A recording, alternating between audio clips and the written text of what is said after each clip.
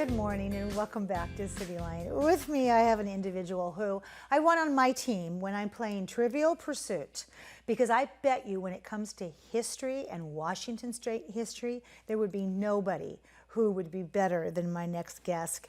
Please join me in welcoming Margaret Wetherby. She is the head of collections for Washington State Historical Society, and we are going to talk about, as I teased in the open, the Asahel Curtis collection. And Asahel Curtis we see all the time on signs as we're going across Snoqualmie Pass. And so if that rings a bell, that's why. So welcome to Cityline, my dear. Thank you for having me. You're welcome. Before we get into this very heady topic, let's talk about those shoes. Would you put your shoe up so we can get some shoe cam action here? Of course. Go right ahead. We're going to catch that. There it is. Hold still. Now point your toe down so we see the stripe. The stripe is what makes it. There it is. You have great taste, my dear. So tell us, if we don't know, who is Asahel Curtis? Yes, Asahel Curtis was a very prolific Washington photographer. And he took a very large amount of photos across the state of Washington from the late 1890s to the 1940s. And he really wanted to capture the real Washington. He didn't want a romanticized view.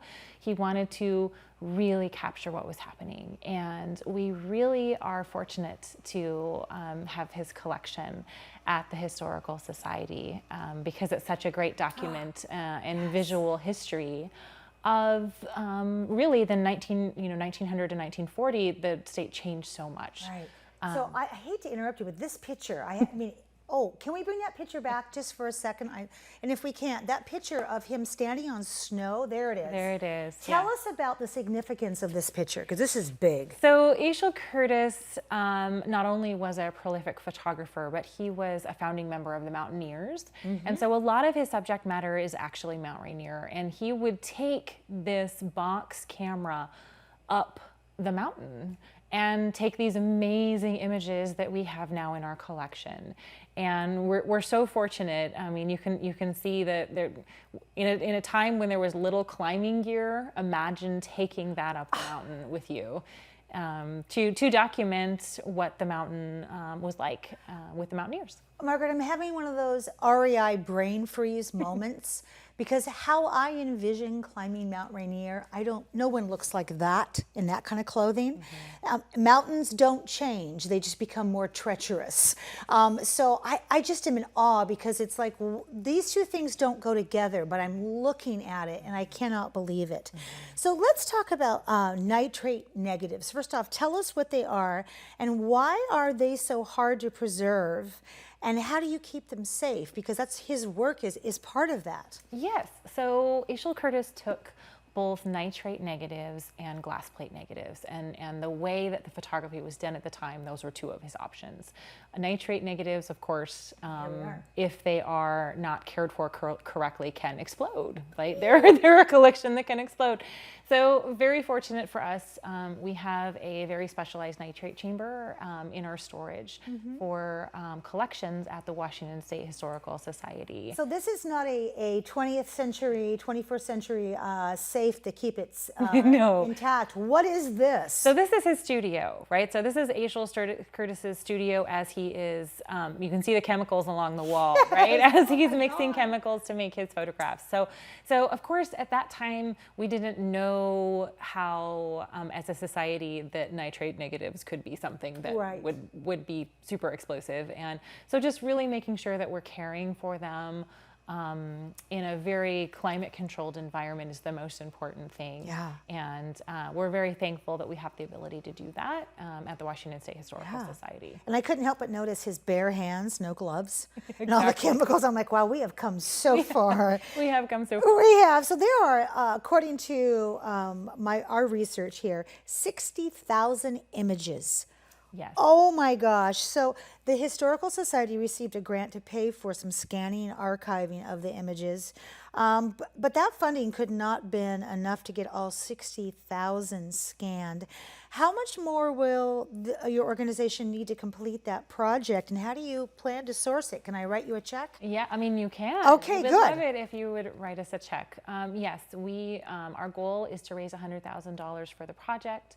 Not only to have a project archivist join our team and digitize this important and amazing collection, but also be able to put on a really great exhibition after because of course, once they're available to everyone in the public, we want to make sure that we can display them well and accurately. So we received funding to start the project from the Pendleton Miller Foundation, which is wonderful. And we're actually crowdsourcing funds currently through donations on our website, and that's been really fun and successful. I think so many people are intrigued that we only have 5,000 of these images currently digitized, and that the thought that public access has changed so much in the last, kind of 30 years, that we want to just make sure that all 60,000 are searchable to the public, usable to researchers, usable to the public, and just really making sure that they're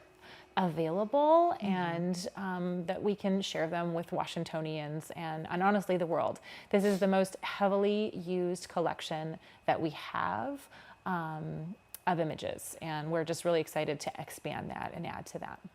Boy, what a gift, because as you were talking, Margaret, I was thinking about littles that once these get put in and they're scanned and they're available, the history that these kids will grow up with. I can just see them in the car going, hey, I know that person over there, or I remember that name, much like I do from growing up in Washington State. The images right now, you do have them on your website, you mentioned, and are there prints available to purchase? If I wanted to hang one in my home, which I would be inclined, I'm a big photography person, how would I go about doing that? Yes, you just reach out to our team at the Washington State Historical Society. You do have to pay for home use a $30 licensing fee, but then we send you a high resolution TIFF image of whatever you've selected, and you can take it and have it printed. We also do a lot of licensing with them as well. Do you? Tell us about this image. What are we looking at here? Besides, which town is this? Well, this is Tacoma. So the team here selected a large majority of the photographs we're looking at are from Tacoma. This one's from Wright Park. And that's Wright Park? Oh, there it is. That is Wright Park. As is that. And we're just really fortunate that there are so many images of Tacoma proper, but there are also images from across the state. And of course, there's the historic Stadium Bowl. Our research center actually sits right next to there. And of course, we've got Union Station. And shipbuilding on Ruston Way. So really Tacoma-centric with these images. And yes, you can search on our website to find these images under Asahel Curtis. So this is just a smattering of what's in the collection, and we're just really excited. I personally love this photograph. Yes. It's ice caves on Mount Rainier. Of course it is. Oh my gosh, look at, oh my. And can you imagine climbing that fissure in, 1890s clothes? There's a woman down below. Can you see that with the hat and the dress on? Yeah. You know what I want to do? I want to put my hand on the screen and make it bigger like we do on our iPhones, and I realize I can't do that. Yeah. This is downtown Tacoma. It is, yes. Oh my gosh. So we're just so thrilled to really look at what's here in this collection and share them with the public. Oh my God. Tacoma Hotel, right? There's this very Tacoma-centric. Oh, look at the totem pole. Is that the eye of the totem that we always heard about? I think that is. So this is the most famous self-portrait that he did. So here's Asahel Curtis in a tree. That's just the gift that has been given, and the not illustrations, but the photographs are just so compelling. But how can you not go back in time? Oh my goodness. Yes. So this is actually on Pacific Avenue. And of course, Edward Curtis was Asahel Curtis's brother, and he's known for taking very posed shots of Native peoples, and we're so fortunate to have in this collection very natural posed, you know, he didn't pose anyone ever. And it's a lovely snap of a moment in time. And it's so valuable, not only for us at the museum, but for researchers and just the general public to be able to really have these primary sources available, readily available. And we're just really thrilled to be able to do this project. I think I'm a little gobsmacked because those pictures, there is, for at least me, there is such a moment of going into those pictures, and especially that last one. Wow. So one of my questions for you is how, in addition, as we're starting to scan these in, which I'm sure is a lengthy process, I'm sure there are so many checks and balances you have to do when you start working with antiquities like this. Will this be something that maybe, will it ever be a permanent collection? And also, how do our children see this collection? Yes. It is a permanent collection at the Historical Society now. You can see the 5,000 images that are already scanned and digitized on our website. We're going to complete the project. It's important. Yes. We want to make sure all 60,000 are available. They will always be searchable on our website.